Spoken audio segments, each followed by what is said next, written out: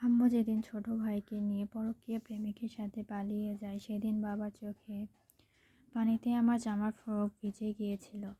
তখন আমার ছোট ভাইয়ের বয়স ছিল 3 বছর। আব্বু আগে দেশের বাইরে থাকতো। একটা অ্যাক্সিডেন্টের কারণে আব্বু দেশে চলে আসে। মা চলে যাবার 4 মাসের মধ্যে আব্বু মারা যায়। মায়ের শোক কাটিয়ে উঠতে পারেনি আব্বু। তখন আমার বয়স ছিল 10 বছর। দাদির মুখে শুনেছিলাম আব্বুর নাকি আম্মুর সাথে সম্পর্ক করে পালিয়ে বিয়ে করেছিল। আমার নানুর বাসা বিক্রমপুর। কোনোদিন নানুর বাসায় যাওয়া হয় নাই। নানা নানিকেও কখনো দেখা হয় নাই। আব্বু মারা যাবার পর দাদিকে আমাকে নিয়ে চিন্তা পড়ে গেল। আমার চাচা দাদিকে বলে দিছে আমার নষ্টা মায়ের বংশের বীজ এই বাড়িতে যেন না থাকে। চাচার অত্যাচারটা আমার দাদিকে করতো। একদিন আমি স্কুল থেকে এসে খাবার খেতে বসলে চাচি আমার দাদির ভাতের প্লেট ফেলে দেয়। চাচি তখন দাদিকে বলতো, নিজে তো ঘাড়ে বসে আছে, সাথে আরেকজনকেও সাথে নিয়ে এলো। দাদির মনের কষ্টটা বুঝতে পারেনি। ওরা চাইছিল জায়গা সম্পত্তি সব কিছু চাচার নামে করে দিতে, আর আমার দায়িত্ব তারা নিবে, কিন্তু দাদি সেটা করেনি। সেজন্য তারা দাদির নানা রকম অত্যাচার করতো, এমনও বলতো বিষ দিয়ে সব সাফ করে ফেলবো। তখন আমি শুধু চাচা চাচির রাগটা দেখতাম, কেন এমন করতে বুঝতাম না। দাদি বিষয়টা বুঝতে পারছে, তাই আমাকে বাড়িতে না রেখে অন্য কোথাও রাখার চিন্তা ভাবনা করলো। রাতে যখন দাদি আমার পাশে ঘুমাতো তখন শুনতাম দাদি কান্না করে দোয়া করে দিত, খোদা এই এতিমটাকে রক্ষা করো। এভাবে প্রতিদিন রাতে দাদি কান্না করতো। কিছুদিন পর রমজান মাস। আমার জীবনে প্রথম রোজা রাখা শুরু হলো। সারাদিন রোজা রাখার পর ও চাচি আমাকে বাড়ির আশেপাশে থেকে রান্নার জন্য নানান গাছগাছালি পাতা কুড়িয়ে আনতে পাঠাইতো। তখন বাঁশের তৈরি ছোট ছোট খাসি আর ঝাড়ু হাতে ধরিয়ে দিত। যখন ঘরে আসতাম তখন দাদি পানি আর খেজুর নিয়ে আসতো।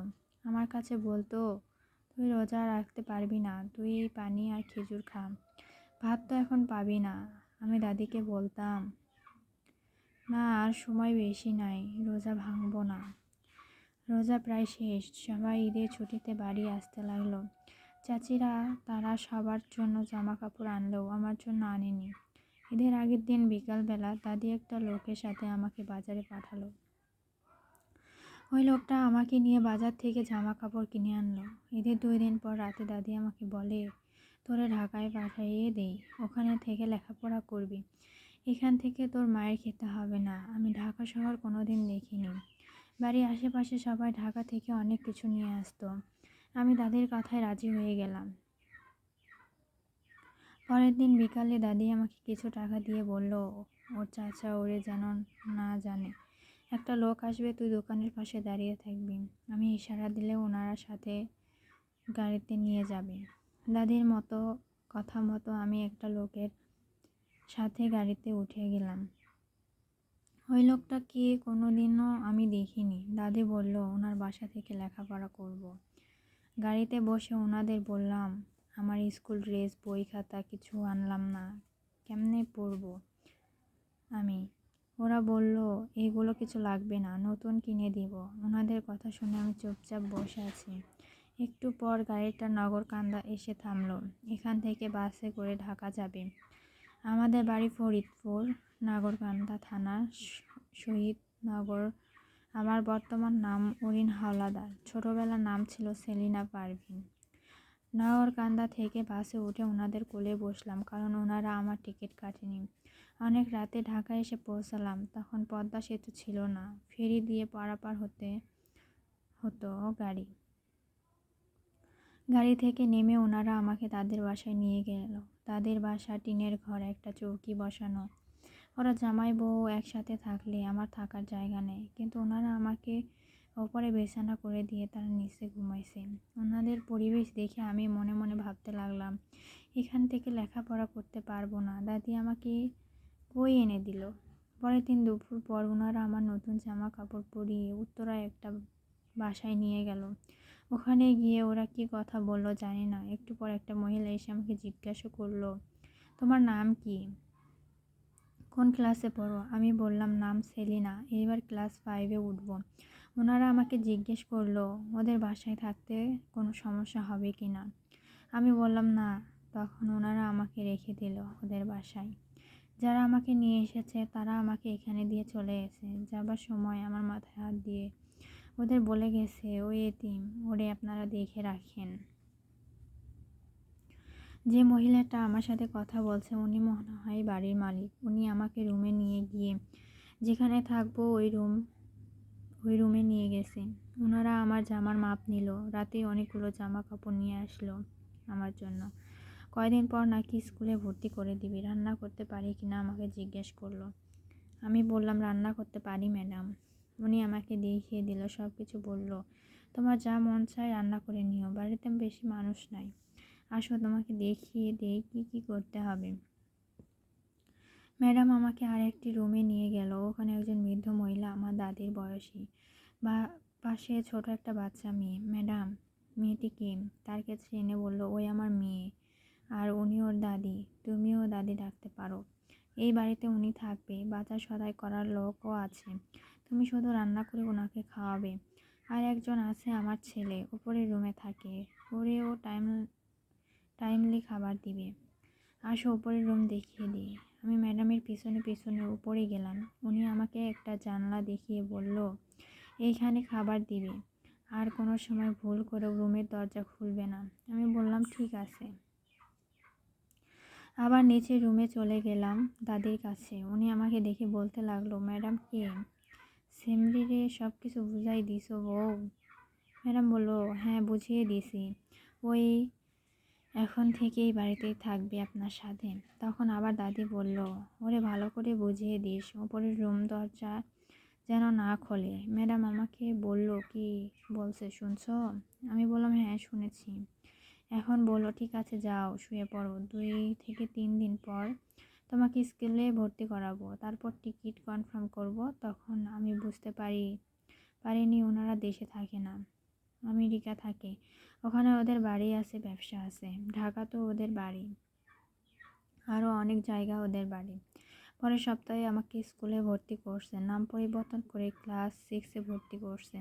যেহেতু আমার গার্জিয়ান, ওরা ওদের বাড়ির মেয়ে পরিচয় নামে পরিবর্তন করে ভর্তি করেছে। নাম দিছে অরিন হাওলাদার। আমার যাবতীয় যা যা লাগে সব কিছু ম্যাডাম কিনে দিছে। দাদিকে বলে দিছে, অরিন সকালে আর রাতে রান্না করবে, দুপুরে আপনি যতটুকু পারেন করবেন। ওর স্কুল থেকে এসে রান্নার সময় পাবে না, আর আপনি ওরে ভালো একটা টিচার খুঁজে দিয়েন আম্মা, ওর যেন প্রতিদিন বাসায় এসে পড়িয়ে যায়। এমনিতে ওরে 5-এ না পড়িয়ে হাই স্কুলে 6-এ ভর্তি করে দিছি। স্কুলে ভর্তির 5 দিন পর ওরা চলে গেছে। বাসায় যে বাজার সদাই করে দেয় উনি আমাকে ডেকে বলে, এই বাড়িতে কোন কাজের লোকটিকে না তুমিও পারবা না, হুদাই আসলা, তারপরও চেষ্টা করো পাগলের থেকে দূরে থাকবা। আমি তখন বুঝতে পারলাম উপরে যে থাকে উনি পাগল। এখন আমার ভয় লাগতে শুরু করলো। আমি কোনো দিন পাগলের আশেপাশেও যায়নি, আর এখন প্রতিদিন ওরে খাবার দিতে হবে। আবার ডাক্তার আসলে যখন ওর চেক আপের জন্য নিয়ে যাবে তখন ওর রুম পরিষ্কার করতে হবে। আমার ভয়ে হাত পা কাঁপতে লাগলো। কিছু করার নেই, আমার যাওয়ার জায়গা নেই, কই যাব আমি? আমার বাবা নেই, মা তো চলে গেছে, সাথে আমার কলেজার ভাইটাকেও নিয়ে গেছে, দাদি থেকেও নাই। যতই কষ্ট হোক আমাকে থাকতে হবে। যখন আমি উপরে খাবার দিতে যাই তখন অনেকবার চেষ্টা করছি ওনার চেহারাটা দেখার জন্য, কিন্তু দেখতে পারিনি। ডাক্তার এসে যখন নিয়ে যায় তখন আমি স্কুলে থাকি। একবার খাবার দেবার সময় জানালার চারপাশে উঁকি দিতে লাগলাম, তখন ভেতর থেকে বলে উঠলো, তুমি কি এই বাসায় নতুন এসেছো? আমি এই কথা শুনে চারপাশে তাকাতে লাগলাম, কে জিজ্ঞাসা করলো এই কথা, কাউকে তো দেখছি না। তখন আবার বলল, ভয় পেও না, কিছু হবে না। তখন বুঝলাম উনি জিজ্ঞেস করলো। আমি বললাম, হ্যাঁ নতুন এসেছি। তখন সে বলল, এই বয়সে কেন আসলে? এখন তোমার লেখাপড়ার বয়স, কাজ করতে কেন আসলা? ওনার এই কথা শুনে তো মনে হয় না উনি পাগল। আমি কিছু না বলে চলে আসলাম রুমে। এইভাবে আমার দিনগুলো চলতে লাগলো। ম্যাডাম আর স্যারেরা 2 থেকে 3 মাস পর পর এসে থেকে যায় কয়েকদিন। এখানে আমার কোনো সমস্যা হচ্ছে না, শুধু মাঝে মধ্যে মা বাবা ভাই দাদির কথা মনে করে একটু চোখে পানি চলে আসে। নভেম্বর আর ডিসেম্বর মাসে ম্যাডাম ওরা বাড়িতে থাকে, কারণ ওরা যেখানে থাকে ওখানে ঠান্ডা পড়ে, তাই তারা দেশে থাকে। আমার জন্য ভালোই হয়েছে, ফাইনাল পরীক্ষার সময় কাজ কম থাকে। আমার ফাইনাল পরীক্ষাতে ম্যাডাম অনেক হেল্প করেছে, আর সে সময়ও ম্যাডাম প্রেগনেন্ট ছিল। ওনার ছেলেটা আশা ওরা ছেড়ে দিছে, তাই আবার বাচ্চা নিয়েছে। ওরা ডাক্তার ওদের পাবনা রাখতে বলছে, কিন্তু ওদের বাবা রাজি হয়নি। বাড়ি রেখে ডাক্তার দেখাবে, সেজন্য ওপরে ওর জন্য আলাদা রুম করছে। আমি ম্যাডামকে জিজ্ঞেস করলাম মাহবার ভাইয়ের বয়স কত। মাহবা হলো ম্যাডামের মেয়ে। ম্যাডাম বলল 16 বছর। এই বয়সে এমন হলো, আফসোস লাগতে শুরু করলো। আমি ফাইনাল পরীক্ষা ভালো হয়েছে, ম্যাডাম বলতে লাগলো 1 বছর না পড়েই ভালো রেজাল্ট হয়েছে, এখন ক্লাস 7-এ। ম্যাডাম এখন বাড়িতেই থাকে, ওনার বেবি হবে আর 3 মাস পর। মেয়ে হবে ওনার ছেলের আশা করেছিল। বাসায় ম্যাডামের বোন আর বোনের মেয়ে এসেছে, ওরাও ওখানেই থাকবে যতদিন ম্যাডামের বেবি না হয়। ম্যাডামের বোনের মেয়েটা একটু হিংসুটে, ক্লাস 8-এ পড়ে, আমার থেকে একটু বড় কিছুটা, তেমনই সুন্দর, তার মধ্যে আবার মুখে বরুণ উঠে শেষ। আমাকে হিংসা করার কারণ হলো আমাকে সব কিছু দিয়ে এই বাড়িতে রাখছে, সেজন্য। আমিও তেমন কোনো কথা বলি না। 3 মাস পর ম্যাডামের মেয়ে হয়েছে। মেয়ে হবার 2 মাস পর ওনারা সবাই চলে গেছে। আমি একটা জিনিস লক্ষ্য করলাম, ওনারা যতদিন ছিল একবারের জন্য ওপরের রুমে যায়নি ওনাদের ছেলেদের কাছে। শুধু ডাক্তার এসে যেদিন নিয়ে গেছে সেদিন আমার সাথে ওনার রুম গেছে পরিষ্কার করার জন্য। এইভাবে দিনের পর দিন চলে গেছে। ম্যাডামের বেবি হবার পর আর আসে নাই, 1 বছরের বেশি হয়েছে। আমি 7-এ ফাইনাল দিলাম, তখন বলেছিল আসবো, কিন্তু আসে নাই।